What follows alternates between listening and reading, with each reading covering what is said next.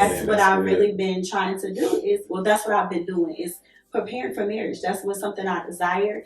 And people really don't understand, or women, you don't take the time to really read about a Proverbs 31 woman. Mm-hmm. You know, we talk about it all the time. But do you know what that really entails? Yes. It's work. Yes. Absolutely. But it has to be the core of who you are, being a servant. Absolutely. That's what it is. So, how did you get to that place? Because that's still mature. Both of you guys are talking maturity. But in your journey, it had to be. I think it's just along the journey. Okay. You know, okay. We talked about dating. Do we like dating? There's benefits. There are things that were negative. However, I think my last relationship in dating taught me that, you know, I really got to learn myself and really see a relationship is just a reflection of you. Like, what are you bringing to the relationship? Yes. And I had this moment where I had to say, you know, Cimone, who you think you are and who you're showing up as is not the same. Wow. So at that moment, I really had to step back and, you know, heal and deal with my own childhood traumas and own things. So I'm not just falling into the same relationship with the same type of spirit every single time, because it's not serving me. I don't want it. So, do you think your childhood has a lot to do with the things that you bring into a relationship? Yes. And just life experiences too. And both of you guys talk about the father thing. Do you think the father thing plays a major role in you knowing yourself and then you developing a relationship with someone else? Yes, absolutely. You guys want to expound on that? Yes. I'll throw that out there. But you want to have the floor first? Yes, I mean, highly important. And I mean, it's critical, to say the least. Can you be more specific? Absolutely. You know, growing up in a single parent home and now being a man, I can admit my flaws in relationships based off of never having an example. Yes. And so I just been winging it, so to speak, you know, through trial and error. And so, of course, that comes with a lot of error. Yeah. You know, because we're not supposed to be winging it. We're supposed to have had examples, you know, that showed us so that we're not out here breaking hearts, wasting time, being in relationships. Why? Because I already know what I'm looking for. I know who I am and I know who I need. So therefore, I'm not going to even waste time with individuals who aren't that. No indictment against them. They can be amazing people, but not for me. Yes. But that's where, again, a father shows a young man that in his example, in his teaching. A good father. A good father. Let me say that. A good father, you know, shows a son that. And in addition to that, me as a father now having, you know, 2 little girls, I'm the first person they fall in love with. You know, I'm the first example on you know, on chivalry, like opening doors, flowers, you know, hugging them, telling them how beautiful they are. Things that, again, a father is supposed to establish. So once that same feeling of protection, of provision, of understanding, of care, what's that same feeling that I provide my daughters come about, they know. It's not he's attractive, or he's attracted to me, or he told me I was beautiful, or he took me out. It's none of the stuff where they ultimately end up wasting their time, because again, my daddy always took me out. My daddy always brought me flowers. My daddy always told me how beautiful I was. And so it's not, you know, well, you got to do better than my daddy. But it is, you have to become what my father was, what my father is to me. And because, again, especially in the African American community, we don't have a lot of fathers present. That whole example is never seen. And so we have a whole bunch of people, a whole community for real, just winging it, trying to figure it out. But the sad part about it is that everybody's broken. Because everybody that's been in these situations before that have broke them. And then now you're trying to find yourself, you know, with another person. Where it's just like, well, who taught him? You know, who taught her? You know, and that's the reality. Like, who taught you how to talk to your husband? Who taught you how to treat your wife? Like, and if nobody taught either one of y'all, and y'all didn't go and do no studying, no reading, you know what I mean, paying attention to everybody else's example, then y'all just gonna be, it's just throwing, you know what I mean, paint on the wall and pray that it stick. Yes. And so it's highly important that a father and his role, his space, his place, his him being an example, highly important in the dating realm, because again, without that one example, I've seen my mom get it out of relationships. You know, so again, if I was just basing it off of what I've experienced and what I've seen, you know what I mean? I've seen men mistreat my mom. Right. You know, you see what I'm saying? Yeah. So again, I was supposed to have a better example than that. Right. You know, but in my own personal experience, that's what I've seen in so many other countless young men and young women. So naturally, what you gonna go out and do? You gonna either duplicate what you just saw, or you're gonna be trying to figure out how to not be that. But along the way, you're still gonna make some mistakes because you're still trying to figure out something that was actually supposed to be shown and given to you. Yes. Yeah, and did you think the church world does a good part in helping people know how to do that? Let her speak before I say how to do what? How to. He talked about teaching, both of you guys being taught, and being in the church world for a long time. I know what I would say, but I want to hear what y'all would say. Because do you think that we really have, in the body of Christ, do you think we really have what we need to be able to be taught, for young people to be taught how to do, or do we even have good examples? How to be taught how to do it. How to relationships? Yes, yes. Okay, thank you. In general, or one of the things that I in a previous I talked about the relationship in the family. Your first thing is your relationship in your family, and good, bad, and different. You're picking up on different things about what relationship looks like by your family. So the body of Christ would be the family, and are we still getting it somewhere? Good, bad, or indifferent. I would say in general, no, the church has not done a good job. I think about a ministry I used to be a part of.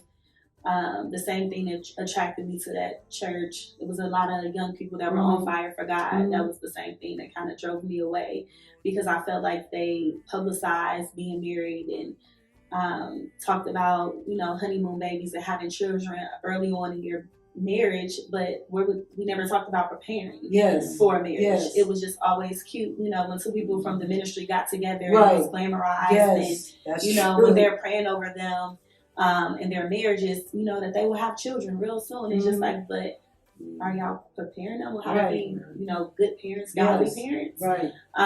So no, I don't think the church does. I think the ministry that I'm a part of now does. Okay. But I think that's also an anomaly. When you think about overarching, church really specifically preparing people for marriage, or just to be healthy and whole individuals by themselves. Yes. And that's what I love about my pastor, is he's just such a good teacher. And because of the principles biblical principles that he talks about every single week, it's just like my life has changed because he has spoken to my heart. And it's not just a feel-good message every Sunday where I just leave like, oh, I went to church today, check that off the box. No, I went to church and I really got something. And now I'm going to go home and study this word and figure out how can I apply that to my life. And he has to be an example. Yes, with his correct, right, which he is. Good. See, that's the key. Very good, very good. They definitely didn't drop the ball big time, because church has now become more about entertainment, than education. You have some churches like praise and worship for 10 hours, and then have 20 minutes worth of word, and I just be like, how? Like I feel you on the worship in that aspect, but the word, okay. And so, like she said, there is no preparation anymore. Because it's not like we don't have this knowledge of what we're dealing with, of the brokenness in the relationships and all of this. It's not like we don't have this knowledge, but we're not teaching this, or reteaching it and renewing the minds of the people consistently. you know, teaching people how to get back to that space as men and women. Like she said, or y'all talking about having babies, but did y'all teach them how to prepare financially? Mm-hmm. Did y'all teach them how to prepare in their homes? Mm-hmm. Did y'all teach them how to prepare mentally, emotionally? Mm-hmm. Like, are y'all preparing them, or are y'all just throwing stuff out there? And I think that we've gotten to the place of just throwing stuff out there because it's been done traditionally for generation after generation, that we need to get back to the basics. And that's teaching, edifying one another on the stuff that we know we don't know, you know, and poor examples. You know, and that's where, again, you know, I think for us, we got to get back to the truth of the Word of God.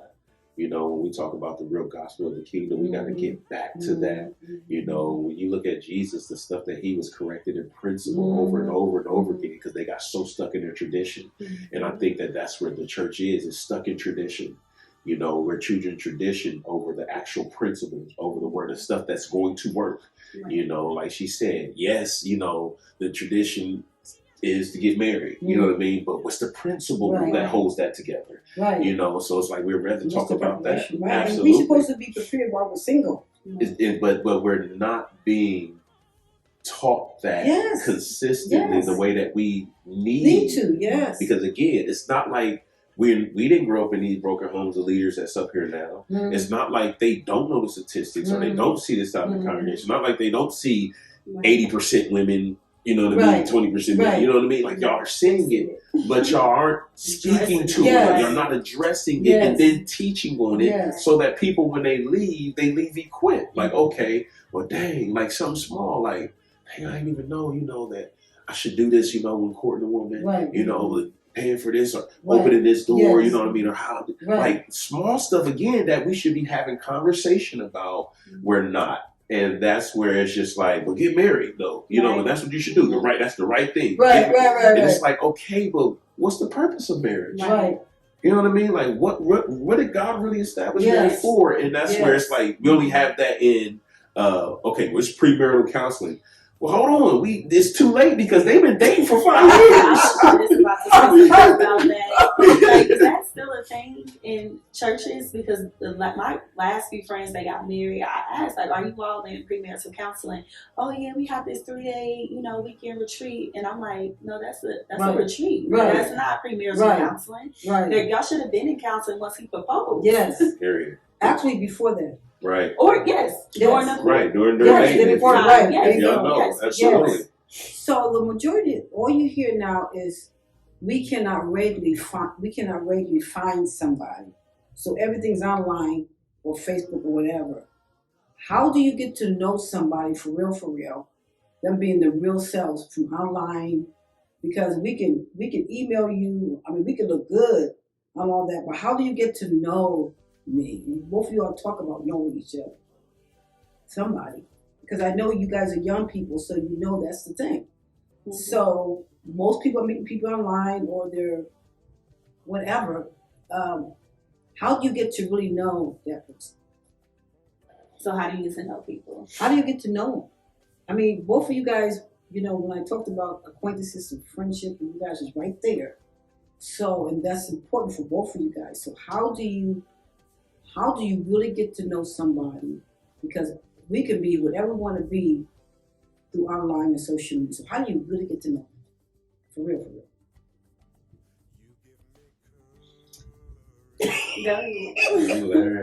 Are you ready?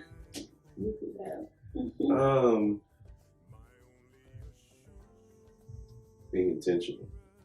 That's what I was gonna say. Okay, so how do you be intentional? Intentionality, because it's like you know what you want. Okay. And you then put the actions behind it to show that you are being intentional on getting to know this individual. Okay. You know, asking questions. Okay. You know, asking some tough questions that people wait, you know, year 5 to ask the tough questions. Right. Ask about your debt. Right. You know, we need to know what we're going into. Absolutely. Yes. While we're still being friends, you know, because if we can't talk about that. See, what you said, while we're still being friends, because most people go right into it. Absolutely. Okay, go ahead. And it causes confusion because we're now feeling that we should talk about certain things that we should have talked about. You know what I mean? Like, but because we put all of this physical in, you know what I mean? It brought the expectation. Where, in fact, if we were just still being friends, you know what I mean? That's a comfortable conversation. Right. I don't have to feel no type of way. I don't know you. You don't know me. If you don't like what you hear, that's fine. If I don't like what I hear, but now it's a little hesitancy because I feel a certain way about you because we didn't date physical. You know, so now I don't know if that's gonna rub you the wrong way. I don't know if you want to hear this about me, you know, but it's really being intentional on getting to know that person, spending some quality time, you know, around that person. And again, having those dialogues and conversations that most people are afraid to have, you know, but at this stage of our lives, you know, and again, I ain't even just saying it because we are in our 30s. This, even in your 20s, like, be intentional. You know, be intentional, really honestly getting to know that person about us beyond that physical attraction. Because this is the thing, right? And I don't know if we can get to kids and babies and all that. No, we can. It's our time. It's our time. This is the thing, you know, that I've learned through my own personal experience, is that because everybody wants to make it physical, it has to be, you know, spoken about. And everybody wants to just jump right into the bed and having sex with this person, so forth and so on, because I'm attracted and they make me feel good. Right. The truth of the matter is that that person get pregnant or you get pregnant by that person. At the end of the day, half of your personality is going to be in that child, and half of their personality is going to be in that child. So if you don't take the time to get to learn that personality that you will ultimately end up not liking, not wanting to be around, but it's too late because you now have to have that in that child, it's too late. You know what I mean? So it's like, that's the importance of being intentional, of learning who you're dealing with. Because again, ultimately you may have a child with this person. That's a reality. And do you want their personality in your child? You know, because that's just the reality that we have to face and deal with. And so many people don't know that until it's too late. I've experienced it on my own. I'll be like, that's her mom right there. I'm like, gosh. You know what I mean? Like, but I've learned that because, you know, even in dating now, it's like, that's why I said be intentional. I'm intentional with what I know that I need because I know who I am now. You know I need a woman with a kind heart. Why? Because I have a kind heart. You know I need a woman who's loving. Why? Because I'm so generous and kind. And why? Because again, when we produce our offspring, I want that to equally be in our child, not the imbalance and up in here wonder why one day they're kind and the next minute they suck. Because again, that's not her bottle, you know. But that's important in the dating, in the friendship realm, is getting to intentionally learn that individual. Why? Because that spares you for stuff that you don't even want to have to run into in the long run. But if you just, okay, well, I see some things, you know what I mean, that I don't necessarily want in my husband or my wife, but I love this person as they are. Y'all may be supposed to be just great friends. And then y'all go on and create a great friendship and do some amazing things as friends. It may not supposed to be your husband or your wife, but that's what we learn when we're being intentional. Because now I know your personality, I know your mindset and disposition, I know your purpose and where I can serve and help at. I know what makes you laugh. I know, you know, if we got the same type of personalities. I'm a jokester. I love clowning. I love joking. I can't be with a stiff person. You know what I mean? Because I'm sitting here telling my jokes, expecting you to laugh, and you look at me, I'm like, oh, you know what I mean? You don't get it. But it's small stuff like that where it's just like, I need that in my wife. So when you, again, learn yourself first and then become intentional, that spares you from down the road, you now trying to pull out of this relationship, not knowing how to create an exit strategy, because you done put too much time in with this person, but you now realize this is not your person. And it just helps you avoid all those things. Back to you. Yes, ma'am.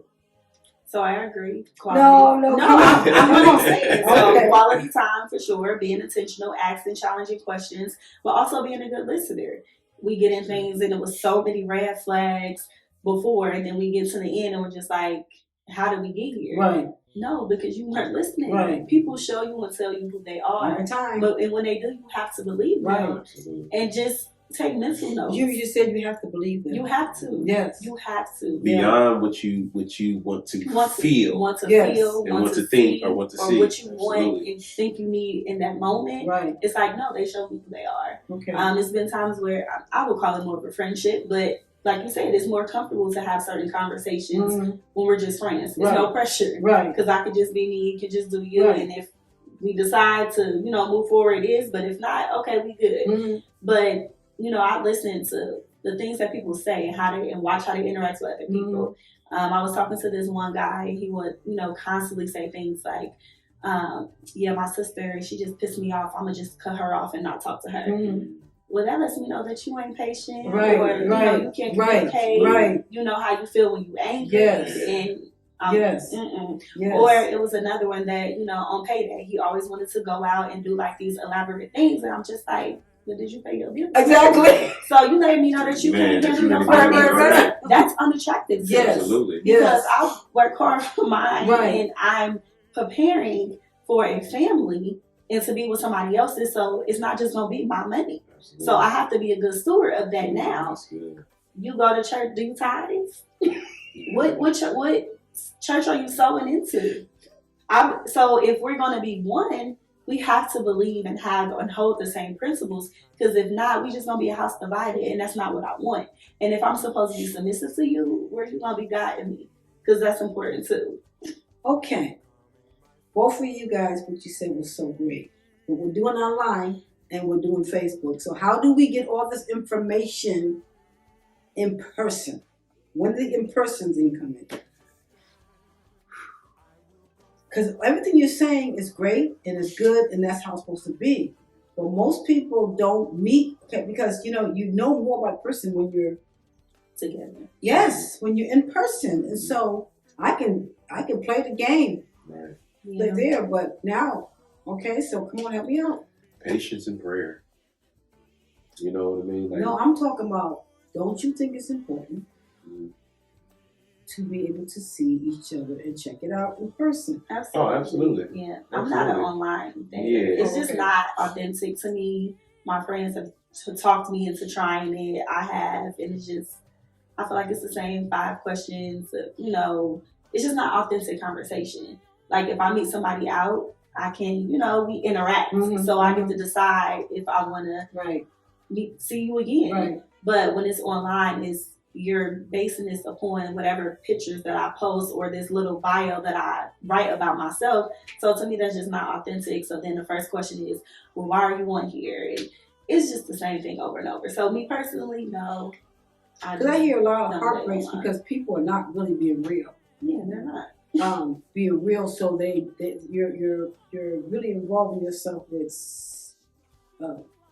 My son calls them avatars, but and I know that even when we do a lot of counseling, so even when they're together, we can that part of being together is so important because what's percentage is body language, nonverbal, of really communicating. What percentage is that? It's high, isn't it? Yeah. I mean, I would say 70-80%. Higher. Because it's 90. It's higher. 95. So in the meantime, I could be saying, I love you. You hear my words, but my body language is what you need to be paying attention to. I really like that person.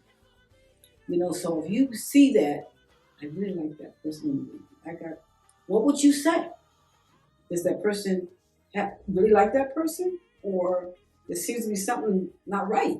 We don't pay attention to those kind of things. And one of the things that's so important is how they interact with other people. How they interact with other people tells you a lot. You should really pay attention to that first. You know what I mean? Because, a lot of couples, they get together and they're like hooked up and all that. And so outside of us, how are you? How do you treat your parents? Literally, and how do you know that if you're not face to face and interacting like that? Help me out. Or you may told me something. Yeah, I was going to say, because I don't know. Yeah, I mean, definitely, I always say, you don't have to smell my cologne. you know, I have to be in your presence because I'm a huge energy person, and I'm high energy, always positive, always happy. And so when I come into your presence, if I'm not feeling that same energy, same vibe, I give it a time or two, you know, but 9 times out of 10, I was right the first time, you know, but I give it a time or two. But, you know, something just maybe a little bit more reserved at that time. But absolutely being around a person, like you said, looking at their mannerisms. I like to look a person in their eyes. You know, I feel like I can tell a lot about a person, even if they're lying. You know, like I can just see it in their eyes. You know, because it's like, dang, you just being so real. If I'm lying, something will shake, flicker, something. It just let me know, like, oh yeah, you know. So that's why I'm more of a personable person. I would like to be around you to see how you interact. Can you handle my presence being around you, and how comfortable I am? You know, or does that make you uncomfortable, or you know, do you just happen to be looking around a lot or nervous? Like, it's small little things that I pay attention to, but I definitely feel, of course, you know what I mean, being around one another, you know, going on adventurous type dates, you know, like things that's going to cause you to see, you know, who this individual is and how they respond to certain things, you know, because again, that's very important. But also just having a listening ear, like she said, he would always say, you know, I'm gonna cut this person off because they piss me off. Like, that's just letting me know when you get mad. Right. Exactly. But you do, you see it. You see the patterns, the habits, you know, but just that's why I said that intentionality is so key. Because stay with that. Absolutely. That is so important. I mean, you go out to eat and the way they treat the waitress or the waiter. Absolutely. Don't ignore these things. Absolutely. You know what I mean? Absolutely. Yes. How they respond. People get ugly and driving. It's like, whoa, or anger. You know, seriously, you can't. We ignore those things that you can't ignore. Right. And when you're spending quality time with someone, if they're being intentional, I would think that you would be around them and their friends, or be around them and their family and parents. So you will get to see how they interact with different groups of people. Some people different around different groups. Yes, they are. Too. So that's also something to pay attention to. Because you pay more attention to how they treat me. Right. It's all about self. Yeah, right. But out there, they're cutting the food. Right. It's like, whoa. Not knowing that eventually it's going to get back to you. Yes. Right. And it's inevitable. Yes. Absolutely. So it sounds to me like both of you guys are, and I appreciate all that you're sharing, but it seems like you guys are in a mindset now of courtship and marriage. It's like, we're way beyond this. Let's just hang out and, you know, let's be beneficial friends. And like I said, it sounds to me like you mature, and you're still young, but you guys have matured to a point where, you know what, I am really ready for an exclusive one to the rest of my life thing. All right, now when you go there, you got to really be intentional. I mean, really be intentional, because we're talking about the rest of your life, and it's the most important relationship outside of God. So how important is the person to have a relationship with the Lord? That's the number one priority. Because some things just can't get last. Man, listen,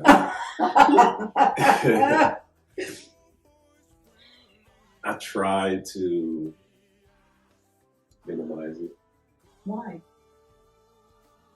Based off of experiences. Like, man, how can you love the Lord so much, but you can't forgive me?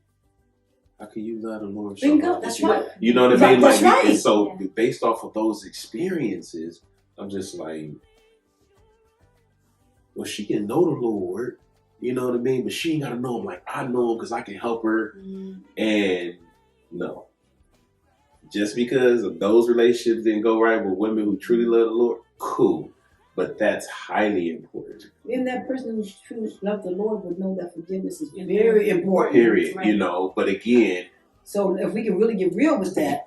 Exactly. My point exactly. But when you're younger and you're under that perception, you know what I mean? Like it can taint your heart. Yes. You know, and that's where I was. Like, okay, yeah, you know, she mentioned God, you know, we talking about God, you know, I know that's who I am, and I got the power to. Right. And you know, but the reality of it is that we're still on two different levels. Right. Oh my goodness. So, absolutely. Yes. Like, truthfully. And so Don't ignore it. Yeah, never again. It's definitely not happening. But it's at the top of the list. It's highly essential.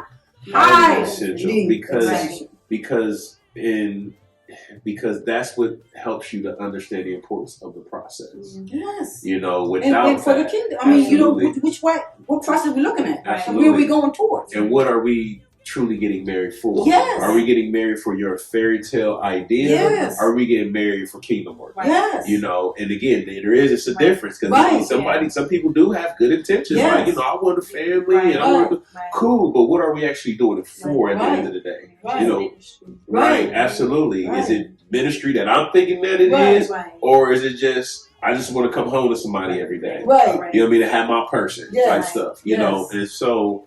Again, it's certain stuff like that again is highly important now.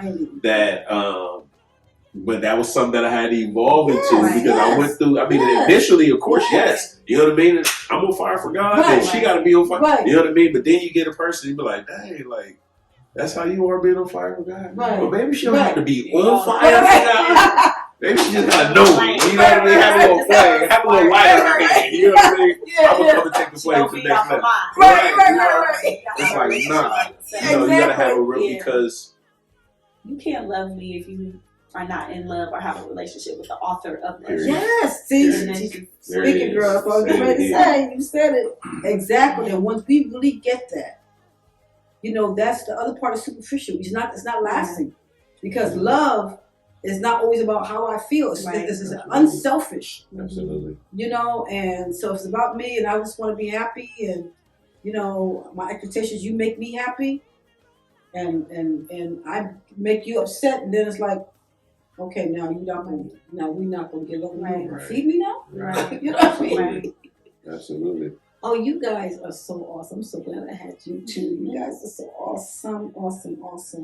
What would you like to say? Your final words. What would you like? Because with you two, I can talk forever. Because I enjoy you so much, and we will in our space. So, what would you like to say to the audience about dating? Be real. About being single. Excuse me. About being single, because that's what the title is. Well, I'll speak to the single women. I think, you know, society, even our family and friends, make it difficult for us to be content in our singleness. And everybody wants to skip past the single season to be married or to have relationships. But this is just, it's a great season to be in because you really get to properly prepare for your marriage so it's successful. If you want it to be death do us part, you know, you have to do the work individually first before being in a relation with somebody else. So I would just say take your single season to get to know yourself, to do things that you love to do. I love to travel. I really love to travel. So that's one of the things that I do all the time. You know, work on your health, emotional health. Just take time to get to know yourself, but be content and spend time with the Lord in this time. Because once you have a family or a husband he can speak to the man side of that. But once you're in a relationship with somebody else, now your time is shared. You don't have that one-on-one time all the time, especially when you have a family and kids to worry about. So really take time to spend with the Lord, developing your relationship. So, you know, the core of yourself, your whole before you enter into a relationship. So you're not expecting somebody else to complete you because only he can do that. Yes. And she's awesome. I don't know if you know that. So go ahead.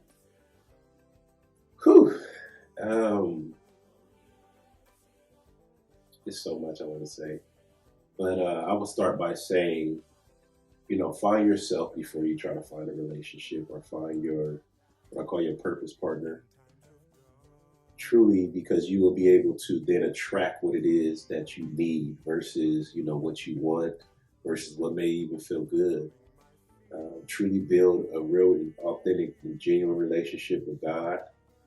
before again you get into a relationship, so that you don't find yourself getting hurt by this relationship, and then now you find God. It's like, no, find Him first. Yes. It'll protect you, it'll spare you from running into some things that you don't necessarily have to even deal with. Man, kings, if you don't come from an example, a home that exemplified a healthy husband and wife relationship, a healthy father and mother relationship, I encourage you to start reading. Educate yourself. He said, "My people perish for a lack of knowledge." Begin to educate yourself. Seek out being around positive married men that are relatable, that you can connect with. To be able to see some type of example, how they treat their wife, how they love on their wife, how they take care of their family. Because again, a lot of us didn't see that, and so the most important thing is to really find who you are, so you know exactly what you need in life.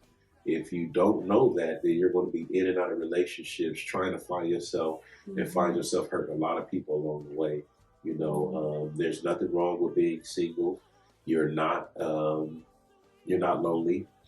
So don't believe that. But in that time, kings, get your relationship with God together, get your finances in order, get your credit in order, get your health in order, because again, you're going to be taking care of your queen, so that may not just come through financially, it may be through your example. Get your study habits together, your mind, have a sharp mind, be able to have a purpose and a project for when she comes, that she can be a real helpmate. Yes. Don't have her helping with your job that you're not supposed to be at anymore. Don't have her helping with your side hustles. Have your project, your purpose ready, so that when she comes, that she can truly be that helpmate that you need. Yes. Woo! Well, now I am so excited about what you have learned today, and it was real talk. And so I look forward to seeing you as you continue to follow Time with Dr. Harris. But I want you to don't take this stuff serious. Don't just blow it off, because you got some rich information today from two people who are single, being real and awesome young people that I'm so proud of. And so I look forward to seeing you next time. You be blessed. Bye-bye.